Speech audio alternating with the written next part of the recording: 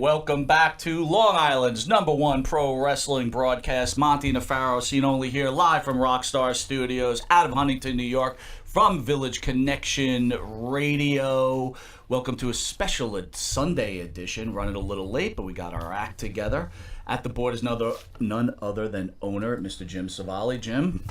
What up, what up? Sorry for the delay. And to the right is my partner, Mr. Jimmy Farrow. Jimmy, how are you? Good morning, everybody. Back again. And our honored guest on the couch is none other than Hall of Famer, Brutus the Barber Beefcake. Brutus, thank you for joining us. What's up? I want to give a quick shout out to the Monty Nefaro theme song from Aqua Cherry, Straight to the Top. And to remind everybody, this is the first leg of a massive tour of many famous individuals of WWE and pro wrestling. J.J. McGuire will be in house, Hillbilly Jim, Glows Hollywood, Buff Bagwell, Road Warrior Animal, but none more important than Brutus the Barber Beefcake. Brutus, real quick before we turn you over to the Pharaoh, Cuttin' and Struttin', your book, how's it doing? It's doing well. We didn't expect it to be on the #1 bestsellers list. It was a shot in the dark, something I've been working on for a long time. A guy named Kenny Casanova had contacted me and then volunteered some help, and I mean he jumped in with his help and my wife. We got it together from literally from nothing to being out within like 8 months or something. I mean, it went so fast. I'd been working on it with a nice guy named Scott Epstein, and he just like had a tragic car accident right here in Long Island and died 3 or 4 days before Christmas a few years ago. Him and I had been working on it, and all my research died with him. Wow. It's like it was a real mystery how you can crash a giant SUV in a neighborhood, okay, snow and ice, granted, we've all driven in it. How can you crash a big Escalade SUV going 35 miles an hour and die? Wow. So something kabuki-ish, Yeah. I feel was going on there, but I never really got to find out. But anyway, the book did go on, and no, I'm quite proud of it. Actually, it came out exceptionally well. Great stories, great times, good positive book. Kids could read. You could read it to your kid because there's nothing bad in it. It's just So Cuttin' and Struttin', you recommend as like a bedtime story for your kids? Yeah, I mean, but you probably give them some nightmares, but you get a good laugh out of it. And it's I didn't use my book to try to knock anybody or say bad shit about people and run them down and everything. They can take care of that themselves. Right. Those people know who they are. They write books and try to make themselves feel better by putting other people down, and that's not my book's way. It's about having fun, enjoying an unbelievable 41-year run in the ring, and being associated with the business now. And I love the business. I'm one of those guys, that's real sour grapes and horrified to talk about it now. It was great to me, and I enjoyed every minute of it. Traveling the world, meeting gazillions of people. This was a mind fact. Just tell me to shut up if I start rambling. No, please, by all means. My wife always says, "You're rambling. You're rambling. Shut the fuck up. Let somebody else listen." And but when you calculate the CBS called me a few years back, and they were doing research on the first WrestleMania and then subsequent, and it's like building up to that, and asking about how much we were working, how many times a week were you wrestling, how many times a month, how many times a year. And I went back to some of my old log books and stuff where I was keeping track. And between the television tapings every 2 to 3 weeks that we were doing, we wrestled 4 times a day, so that's 8 times in 2 days, and then you wrestled once a day all the rest of the week, unless of course you were in a time period where we were doing matinees on Saturdays and Sundays, so you worked twice on those days. So, and if you were an upper card guy or a feature guy, which I was pretty much, then they used to hold you over for the television tapings to wrestle the last match of the night to try to keep the people. So you could be wrestling 10 times in those 2 days. I came up with about 500 times. I wrestled in 1984, Wow. 95, 85, 86, 87, give or take, 88, 89, and into 90. Still keeping up that pace. That's a lot of matches. Sure. Incredible. Was it worth it? Oh yeah, absolutely. It was a lot. It was great. Who'd have thought all those years Greatest back time. that it would have led to a book? No. Your life's been a book. It's pretty cool. It's pretty cool. Yeah. So, let me ask you, why did you get into professional wrestling? I kind of got dragged into it, you might say. It wasn't my first choice, or never even came into my mind about being a wrestler. My father's a musician. I almost wish I'd followed his lead, but I was a sports guy. I played baseball and was good at it. With my stature, I think I could have been one hell of a baseball player. 6'3", 6'4", and 260. Yeah. and the long You would have ball, hit. You would have hit long that. ball. Boom. Yeah, You know. Well, you would have clearly hit the pitch that Chapman threw. Oh, sorry. But I had to go there. the young man you guys probably heard of, his name's Hulk Hogan, grew up in the same neighborhood. Basically, I did. And our families, I have sisters and brothers that we all went to the same high school and came up, and I used to see him at the beach. And he was a musician too. He actually worked under my father. My father was president of the Musicians Union in Florida. Basically, his whole life, he was a sax player, and a tremendous sax player. And we, bounced off each other, and then I wound up working out at the same gym, and started working out with him and some of his, his buddies. He's about 3-4 years older than I am, so he's, was a little ahead of me. Here's a music question I have to. Hogan was a bass player, right? Bass player.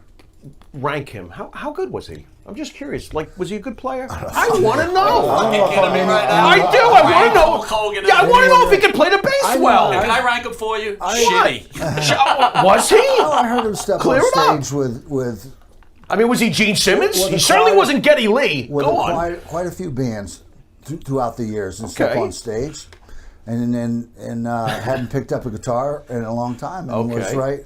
was right there. I mean, unless he All turned right. his amp off. He or was something. serviceable. That's what I wanted to know. Unless he had his amp off. Looked like he was doing it. He looked good. He looked good. That's all that matters, God. right? And then you're not going to tell like a 6'8" guy that he's playing the bass shitty. You're not. Not a good idea, really. But I want to jump into Hogan real quick. Yeah. Where did the heat come between you guys? Or were you upset over Linda Hogan's comments about you and Hulk on that God. radio show? yeah, I went to, where was it? CBS, NBC, and studios in Chicago. They flew me in, especially just to make a comment about that and talk about it. So, yeah, I was pretty upset. I mean, I imagine you had a relationship with Linda, right? Because you guys used to hang out a little bit with each other, and for her to do I that. didn't really hang out with her, but because we were, my family, his family were together for so many years, and I was there when his kids were born, when his daughter was born. I'm looking through the hospital, through the window of the thing with him, and they bring her Brooke out and set her in the bassinet. Her head's at one end, her feet are at the other end. She was 11-pound something baby. Wow. Wow. And we're looking, and he goes, Brutus, she's going to be a freak. I said, bro, don't worry about it. She's healthy. It's all good, And, Just a big baby. Turned out to be a big, beautiful, There you go. talented kid. Is it all right if I throw in a wrestling question? Yeah, go ahead. Are Sorry. you sure? I'm sorry. Oh, okay. He's the wrestling guy. Yeah, I'm a bit of a wrestling nerd. How'd you get signed by the WWE? How's that all started? Was it basically Hogan, or where's that all come from? Well, it's a long story. Him and I started in '76, late '76, down in Florida, and worked several territories. All my I never worked or went to a school. He went to a camp in Tampa, and it was run by Eddie Graham and the business there. And they had a Japanese guy who was a bronze, silver medalist or something. His name was Hiro Matsuda, and he trained trained their guys and made the decision, yes or no, on whether they're gonna he came in, you know, the long hair and the tan and the thing, and that wasn't Eddie Graham's. You know, he was a wrestler with more amateur style and Greco-Roman. If anybody has a remote idea what that is. First day in, they took him in. We used to work out in a little building that with the sun down there in the daytime, it was probably 110 at least. You know, with one little fan about this big, and they exercised him for like 2-3 hours. And when his tongue was hanging out to here, they sent him in the ring with Hiro Matsuda, and then first thing the guy did was take him down and break his arm, break his leg. Wow. Now, are you there watching this? No, going on? I wasn't Okay, there. all right.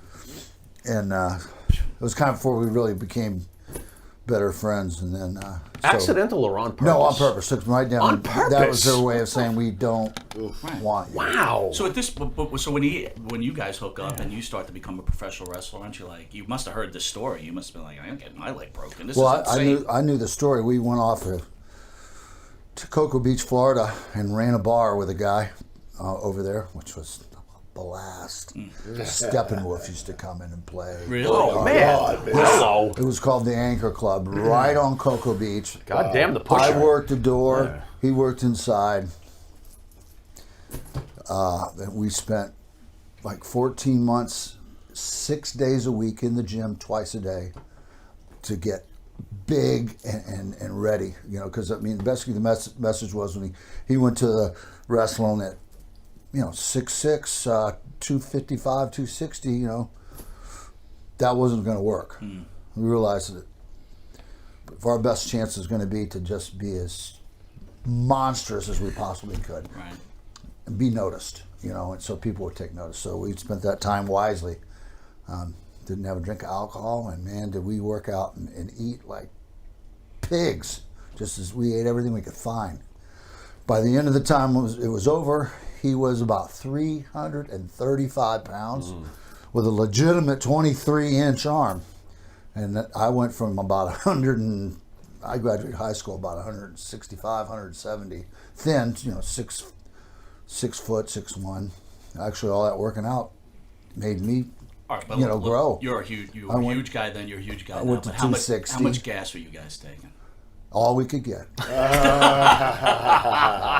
I get it. But it wasn't I illegal. love honesty. It wasn't illegal. I had a regular doctor I saw all the time.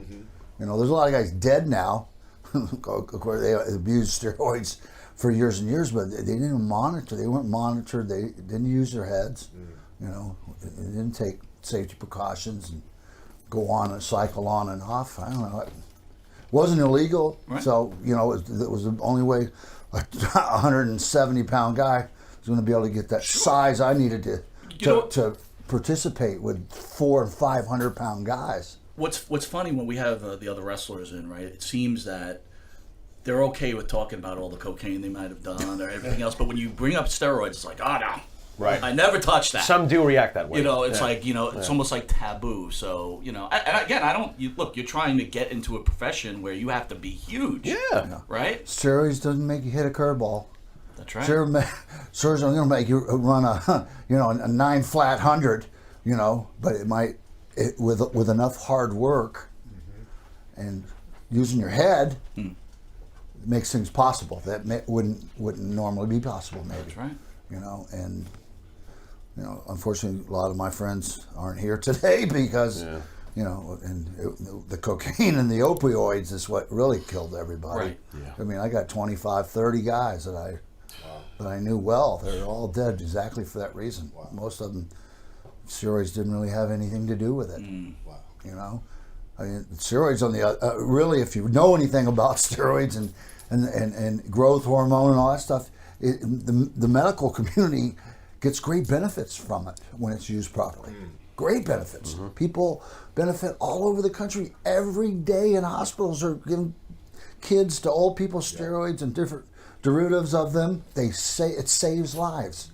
It's only when, so put a crazy man in a car, and what can happen? He can run down 25 people on the sidewalk. Look, you got a running back that blows out his knee, and through use of human growth hormones, he's back on the field less than a year later. I mean, Yeah.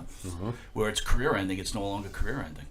So, Well, they're making breakthroughs, and they improve prove the human body is not a bad thing. And again, as wrestling fans, look, I like my wrestlers big. I don't want to feel like I could kick the shit out of a wrestler in a ring, right? I want to feel like that guy's going to kick the shit out of me. Usually helps as a viewer. Yeah, usually. So what gets you to Vince, if we can get back to that? What's that? What brings you to Vince McMahon the first Well, time? working multiple territories. It was the time of territories back then. Hulk kind of split. I went here, there. I went to Pensacola, Florida. I went to Tennessee. I went to Louisiana. I went to Oregon for a year. I was talking about that. Started going to Japan in 1980. Hulk was nice enough to hook me up with that. New Japan Pro Wrestling. Learned a lot over there. And bounced around more and more territories. Charlotte, Minnesota for Vern Gagne's territory. And then I was shooting on my way back home to Florida, and it's like middle '83, right when Hulk had took the belt from Sheik, and then things were exploding, you know, in the WWE, and stopped in to visit with the guys because I made a run through in '78 through New York for a short time and worked a little bit for some under matches and stuff, just recouping from a shoulder injury I had. So everybody knew me. I was around there, and but they sent me out. The Hulk said, "We don't want to keep Brutus here." And back then it was Dizzy Ed. We don't want to keep Dizzy Ed here and let him job him out and stuff. Well, you know, I wanted him to get the experience, and which I did. And so when I came back through, Hulk was supposed to do a program with Big John Studd. Yeah. 7 foot tall, 400, you know. That was where wrestlers were big, you know, and Andre and Bundy and just endless guys that were huge. And so now they had a problem. Studd was supposed to go to Austria and wrestle a guy named Otto Vance. He was a big guy for Vern Gagne. Former AWA champion. Yep. Big guy, 400. Built like a barrel. 25 pounds and only about 6 foot tall. Why? Just a monster. Yeah. He was semi-retired. He's actually the mayor of Graz, and the town Arnold Schwarzenegger's from. Yeah. And so he runs a tournament there every summer. A lot of the wrestlers would come over, stay for a month, and in the finale of the tournament, Vince would always send one of his biggest guys for Otto to wrestle, you know, and beat. So he'd be, you know, could be crying, you know, he's the mayor, he's the champ, you know, and blah, blah, blah. So that now they didn't have their big, huge guy to send, and they're like, oh, now what are we going to do? And then Hulk's right, send Dizzy Ed, you know, he's in between territories, you know, send him. So I don't know why, but they said, okay, we will, you know. And Otto wasn't real happy about it first because they're always the guys are usually really, really big, you know, that they send over there. The biggest thing is to try to slam Otto, like almost like the Giant. Right. Because hardly nobody can get him up. And so, bam, they sent me over there. And I was in shape, you know, I'm 6'4", 260. You know, I had a 450 to 500 pound bench press, squat 500, no problem. and went over there, and everybody warned me, oh, Big Otto, he's tough. You wrestle rounds. You don't wrestle. They have, you know, timeout, and you go to the corner, and it's not like, you know, the real wrestling is here. And you know, and Otto was big and you know, was really stiff, so you know, they wound me up, and I went out there and climbed up one side of the guy and down the other, and it came time for the slam, and picked him right up. Wow. And slammed him. The whole building went quiet. All the mass superstars and the Bobby Duncums and all the big guys. Nobody ever picked him up and slammed him. And the smallest guy he ever wrestled picked him up and slammed him. Nobody could believe it. He couldn't believe it. His back kind of went out a little bit, and he was having trouble moving around after that. So next thing you know, he called for the finish. His finish, he's supposed to be this. It's called the steamroller, where he does like a somersault over you. Couldn't even do that. Wow. So he hooked a small package me. He called for a small package. And the referee, 1, 2, 3, and I jumped up, and I'm running around like a wild man, and the crowd's going crazy. He rolled out of the ring. They put him on a gurney, put him in an ambulance and took him to the hospital to check him out because he was complaining about his back. Turns out he was okay, and they brought him back. But there wasn't even TV then. You know, this is 1983. There wasn't even TV. They brought him back, and the newspapers, and it was all newspapers said it was the best match they'd ever seen him have. And I was touted as the smallest and least likely to be able to have a match with this guy. So did it blow their minds. And he called Vince up. He said, "You would not do wrong to put this young man to work." So as soon as when I got back home, called me in, sat down, figured out the name, Brutus Beefcake. Linda McMahon had the beefcake in her mind.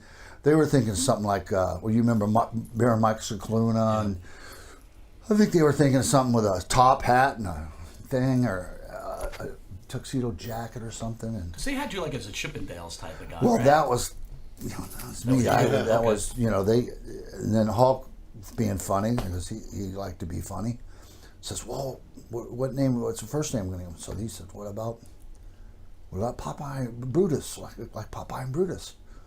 And they were like, "Okay." And I'm sitting there, and this is going to be my big break. This is me in Madison Square Gardens. That's the worldwide place. Everybody around the world wants to come to. You're not calling me Popeye. To work.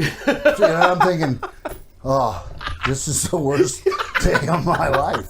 My big break. Right. I mean, you can't hardly. You got to at least giggle or smile when you say the name Brutus Beefcake. Right. You don't forget it. No. That's one thing. But I thought it was going to be horrific, and it turned out completely opposite. That people were so outrageous. Everybody remembered it. Sure. Got people's attention. Yeah. And they had you like every match, like going around the ring, just doing your strutting, right? And When then we you first- go back to the locker room. And they said Ric Flair strut this. Buddy Rogers did a little strut, but I really had a strut Yes. that was, it wasn't just a one step like that. Okay, I strutted. No, I strutted and strutted and strutted, and then we added the cut to it. So it was the strutting and the cut, man. And it all worked. The clothes, the Chippendale deal. Hulk had a guy that made clothes for his band, so he turned me on to the guy. I went and saw him. The guy was very, very smart. He made clothes for a lot of people. I think Hendrix for Cher, all different stuff. He saw me, and he went right over to the rack and got some spandex stuff out, and he designed these gloves and stuff with metal and. Well, and stuff speaking of on that, it. so you had that sleeve, right? That's before they started with those Nobody sleeves. You should have had anything like trademarked that. that. You would have been rich I right should. now, Yeah. man. Oh yeah. I mean, people use it for gardening now and everything else. You've been a rich man. Listen, I want to jump ahead. We were talking about your Hall of Fame induction, but one of our favorite teams is the Dream Team. We've had Greg Valentine in studio. Great opportunity. You being a second-round Hall of Famer. Dream Team to me is one of the great teams. Can you just share your thoughts on Greg Valentine and Johnny Valiant? Well, Greg, Greg and I were friends for a long time, even way before I came here. I used to watch his father in Florida, where I grew up.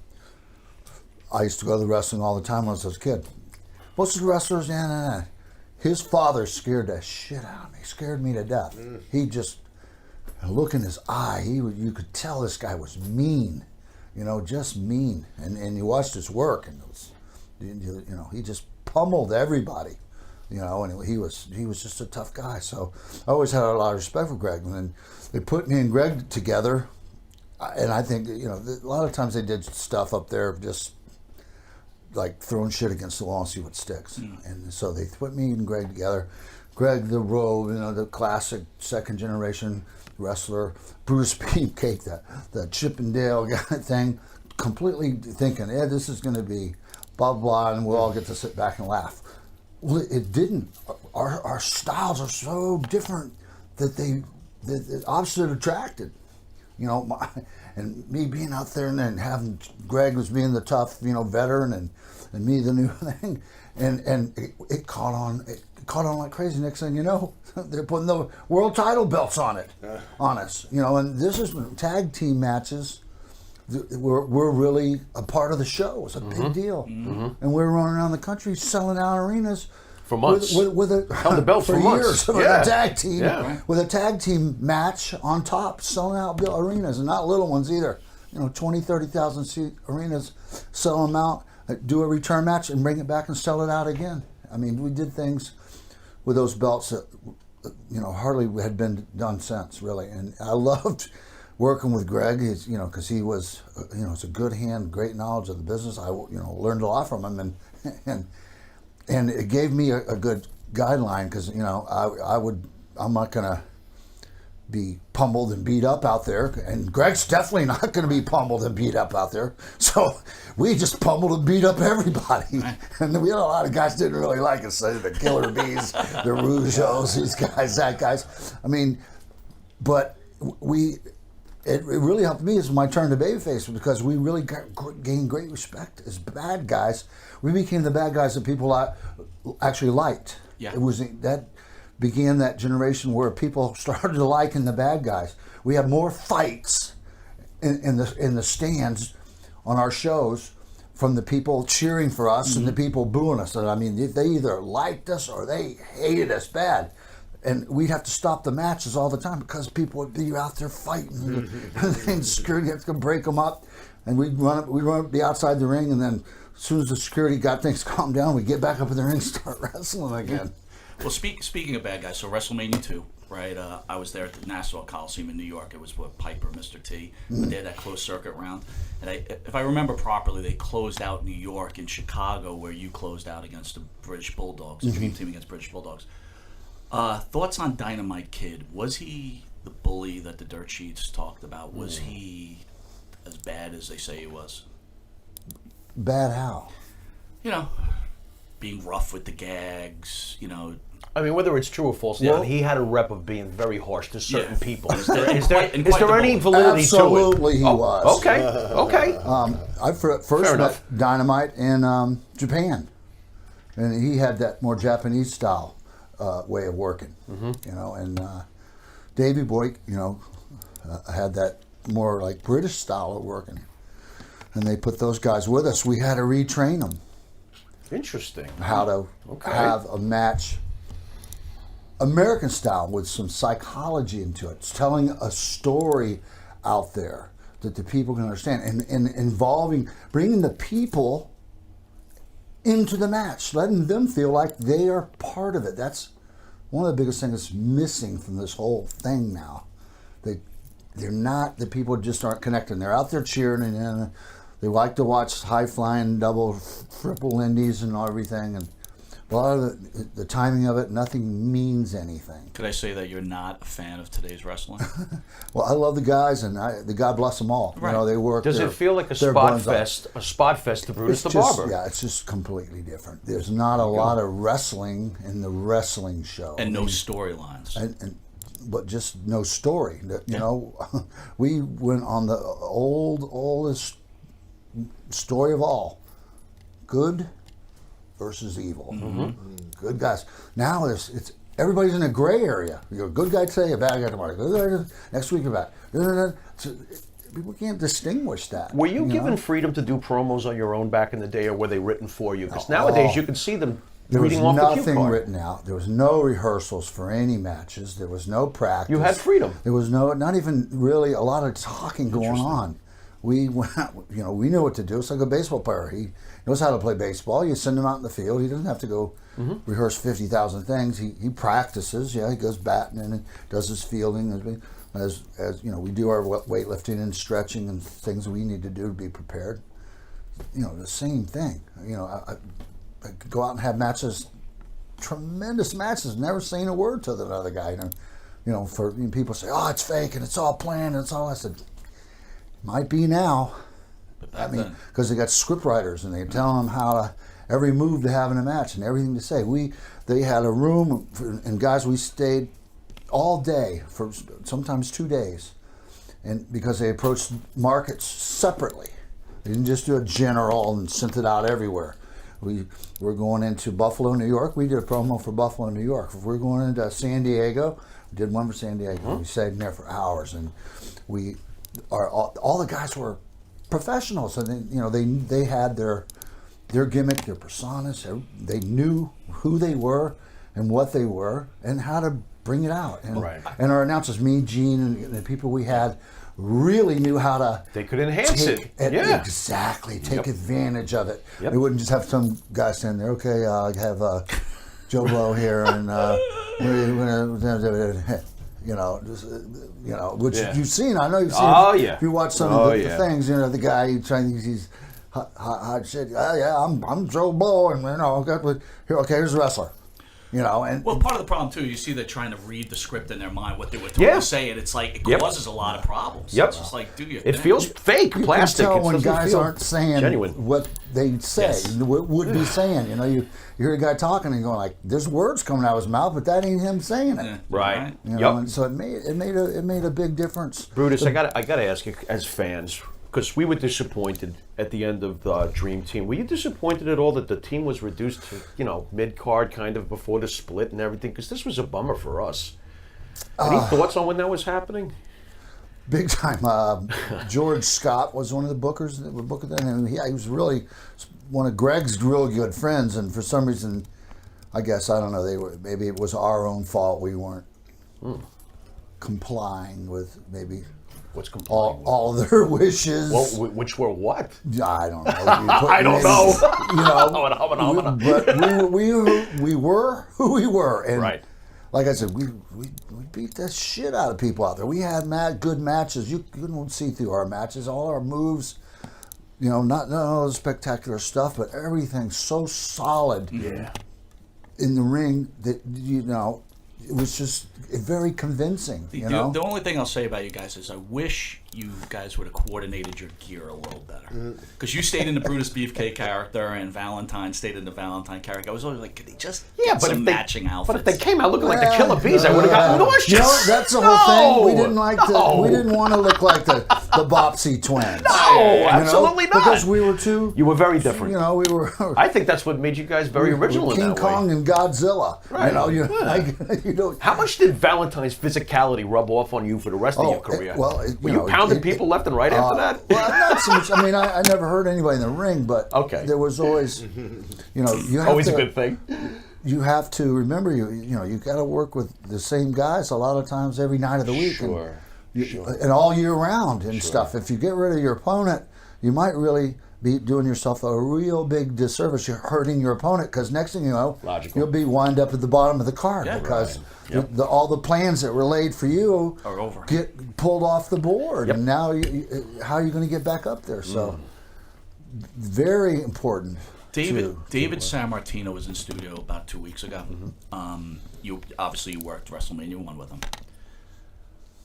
Why didn't David work out, in your opinion, as a wrestler? He didn't really want to be a wrestler. I don't think his father.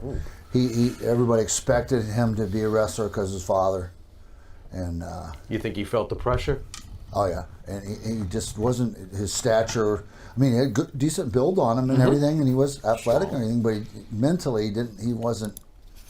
I don't think he wasn't strong enough to do what we had to do back then. And you don't have to answer this question, but I always ask. What was your WrestleMania 1 payoff? Ooh. I don't even remember, but it wasn't big. It wasn't? Wasn't big? Damn. Here we go again. That's disappointing. Could you buy a car with it? Hot Wheels. Oh my God! Holy Matchbox Batman. Oy. All right, bouncing to WrestleMania 3. No, they were good to me and everything. I honestly, I don't. Did you get a remember motorcycle what at least? Motorcycle? Hot Wheels. Not really. I'm going to bounce you WrestleMania 3. You make the face turn. You cut Adrian Adonis's hair.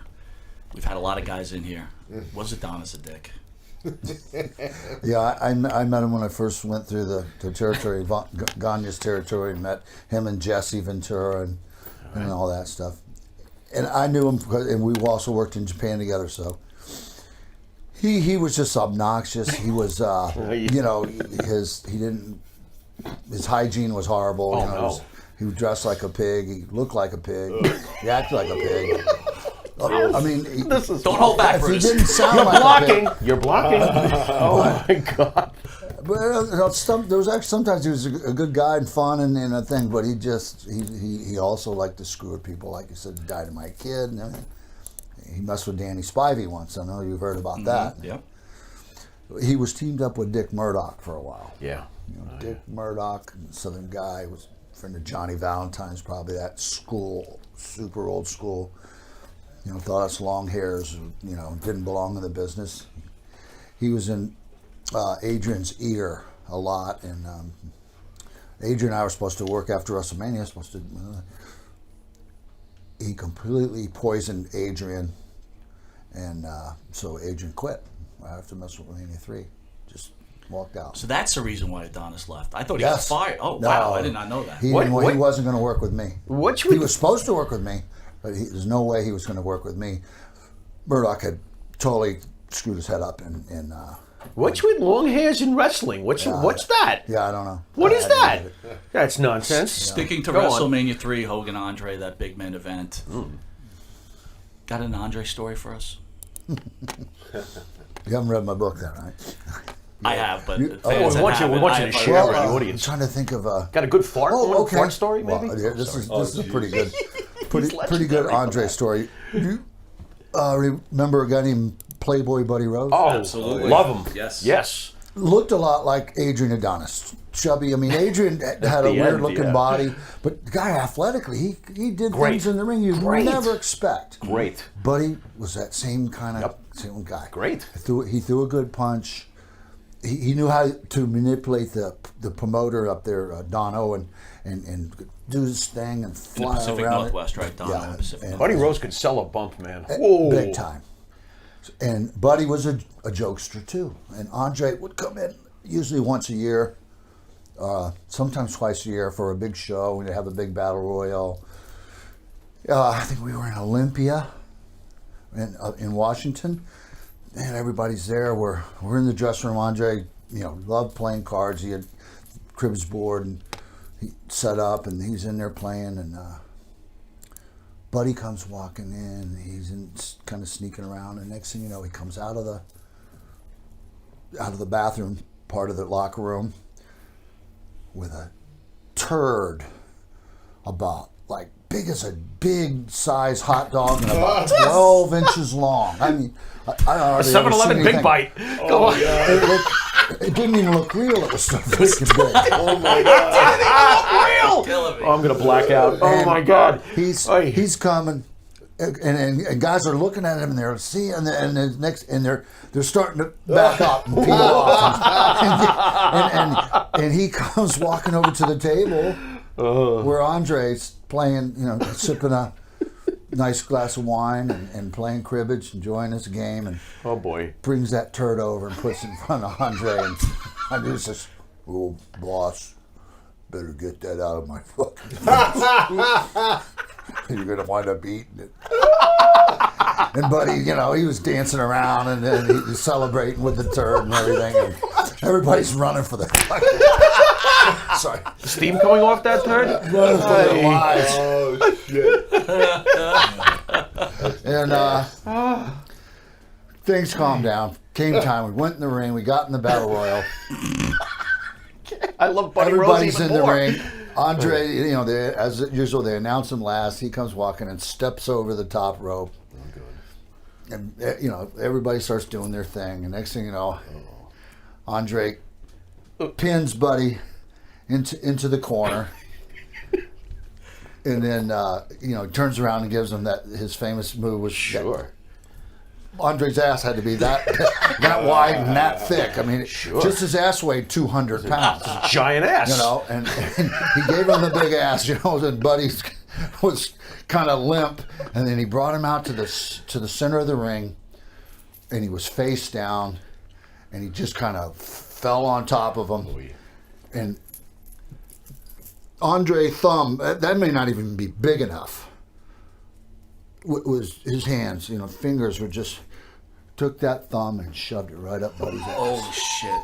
Buddy Rose was squealing like a little girl, like a little pig.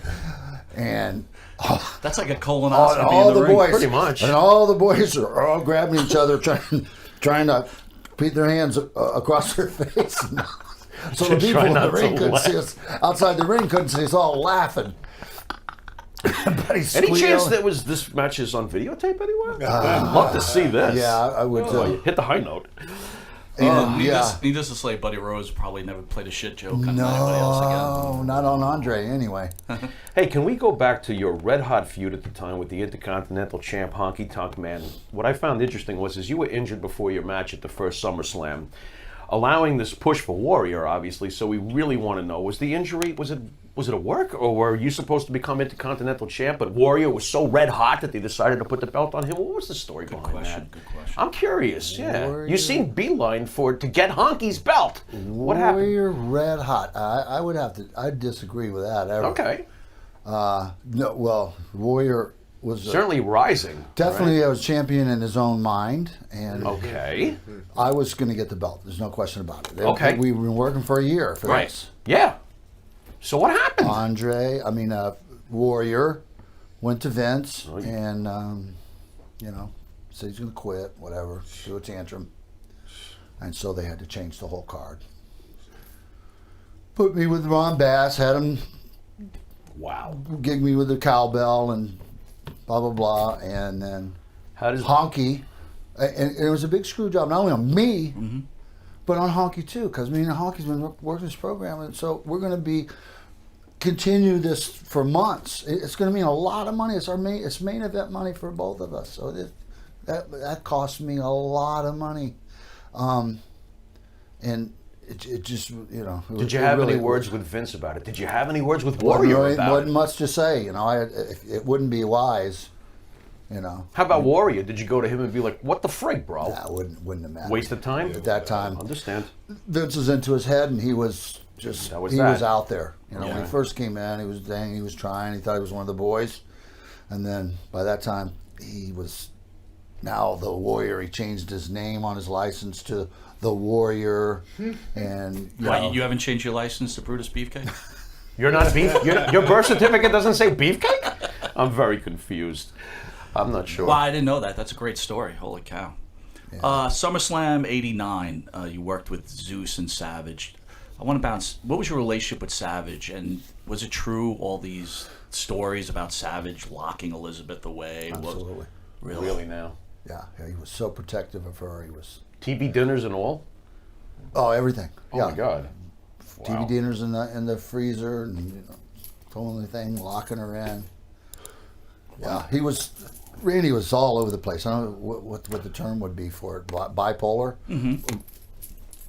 1 minute, great. The next minute, gone. Gee, I wonder what that's I like. liked Randy. I worked with him a lot. We had tremendous matches, but it wasn't easy. You really had to sometimes overlook a lot. Degree of difficulty working with Randy for you in the ring. Easy, hard. I wouldn't say hard. It was easy. We always had good matches. I had to actually fill in for Hulk. One time he got hurt or something and was out for like a week, and and was slated to wrestle Randy all over. In Indianapolis and Hoosier Dome, 35,000 people. I had to step in and wrestle for Hulk, and they didn't have a single person demand their money back. And the people said it was just tremendous match we had together. So we but Randy's like, from one day to the next, you never where you're going to be with him. I almost got in a fight with him probably 3 or 4 or 5 times. If he wanted to fight, we would have fought, but I think he figured out it wasn't going to work out for him. Right.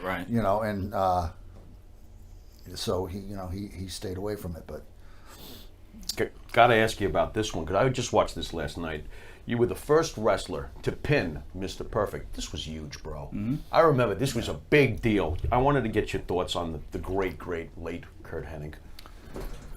Kurt was a great friend. Kurt, when I was in Oregon in my early years, Kurt came to Oregon with his dad, Larry the Axe Hennig, and to break in, and I actually had one of Kurt's first matches with him in one of the towns there, Eugene, Oregon or something, and Kurt, we're good friends. He's a Minnesota boy. There was a whole lot of guys that were on our crew then that were from that Minnesota area. Rick Root was, the Road Warriors was, but quite a few guys. But Kurt really had a knack. Just was born for this. Yeah. His his demeanor, his speech, his athletic ability was Amazing. just off the chain. Amazing. And so when he and I got together, it was magic. We didn't have to, after we had like 1 or 2 matches and got to see how each other did our moves and everything, we didn't have to talk. We'd go out and do 20 minutes, no problem. People would be standing on the chairs screaming the whole time. And it was fun. That was actually fun. And because, we work in the crowd, man, the thing. And just you could hear the crowd, I'm making that comeback and they're going crazy. And then something happens, boom, he turns it around and then it's boom, the crowd's yelling, thing. And then something, Fooley does that triple Lindy and flies over the top rope and to the floor. And then boom, there comes the crowd again. And it was just Back when a high spot meant something. We could manipulate the crowd so easily, and it's something you ever see anymore. Well, earlier you were talking about all the friends you lost. Did you know Kurt had the issues he was having? No, he's messing with OxyContin. I think that was his undoing, which it's done. It's been the undoing of many people. I mean, Kurt's favorite thing was gargling Jack Daniels. Come to the bar, get a gargle, get the shot. Go. I mean, for real. Okay. And he'd get people to do it. They'd be throwing up all over the place. Funny. And then the garbage can and stuff. And Kurt was a bit of a trickster too, and he loved watching people who thought they were bad puke and shit from that. And he was caught up in like a lot of us, a lot of the guys were, when you're on the road day after day after day, you're away from your families and you're looking for something else to do. And, and then the drugs and alcohol got the better of them. And how about the issue with Lanny cutting the hair? Was there some heat going on there? Well, I mean, Lanny and I since have become better friends. I mean, okay. Another Pat Patterson story. Like, he was the one that actually gave me the barber name. Yeah. And it was more or less a joke on me, and turned a frown into a smile. And they didn't tell Lanny before we went out on the WrestleMania match. By the way, he's going to get his haircut. By the way, because Kurt and I are just we're getting ready to work a big program, so I can't cut his hair then. Yeah. If by the time we work the big program and we were going to have to do with the belts, it was going to be an ongoing thing for a while. And if there was a haircut then happening, that's when it would happen. It was too soon for it. So you do the next best thing, cut the manager's hair. So they didn't tell him. So Kurt and I have our match thing, boom. Next thing you know, Lanny bails out of the ring, starts heading back to the locker room. I'm like, I didn't know that they didn't tell him. I just know what I'm supposed to do. What I want to do, because to make the people happy, get the match over. I have to run down the hallway and grab him, and now he's really resisting. But fortunately, I'm a little stronger than Lanny, I forced my will on him. Oh my God!